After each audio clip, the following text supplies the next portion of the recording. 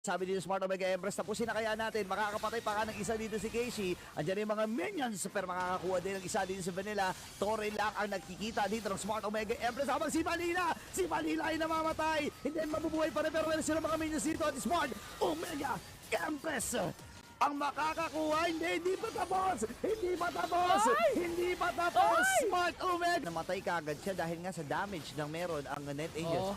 Uy, alam nila na nandun sa itaas itong si Casey.